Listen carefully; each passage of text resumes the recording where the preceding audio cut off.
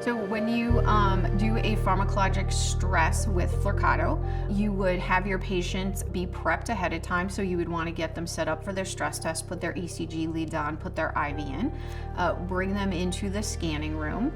And then what you do a positioning, what we call, if you're doing, whether you're doing PET CT or if you're doing dedicated PET, you would do your positioning image and take your image for attenuation correction, which on either scanner takes about 30 seconds.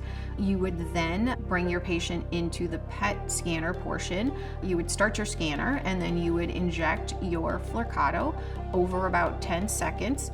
And then that resting image acquisition is 15 minutes long. After that 15 minutes, to allow for that 30 minutes between the rest injection and the stress injection, you have about a 10-minute pause before you would get your patient ready to do your stress imaging. So during that time, you can do another ECG on the patient, you can take another blood pressure, ensure that the patient is comfortable and understands what's going on, just to keep them calm and quiet. And then at about a minute before it's time to inject your radiopharmaceutical, you would start your scanner and give your pharmacologic stress agent. And then at 30 minutes post-rest injection, you would go ahead and inject your second dose of Flyrcado at what we would call hyperemic phase of peak stress for the pharmacologic stress agent.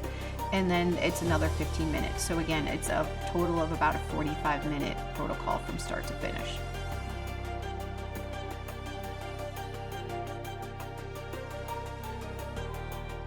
So if you were doing treadmill, and doing a one-day protocol, you would bring your patient in, similar to what I described before. You would put the patient on the scanner, you would do your position image, and then you would do your Flyrcado injection. You start your scanner 10 seconds prior to, give your Flyrcado injection. That's a 15-minute scan.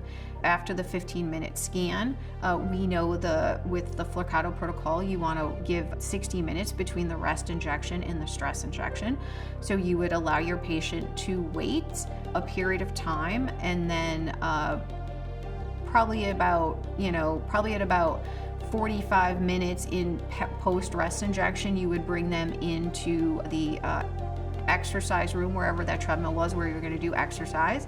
You would get your patient prepped, get them ready to go on the treadmill, and then you would want to, based on whether or not you know if that patient's had any previous treadmill history, to be able to gauge how long they're going to be able to walk on the treadmill. You want to then go ahead and get the treadmill started to be able to time that second stress injection during peak exercise, which would be 60 minutes post-injection of your rest study.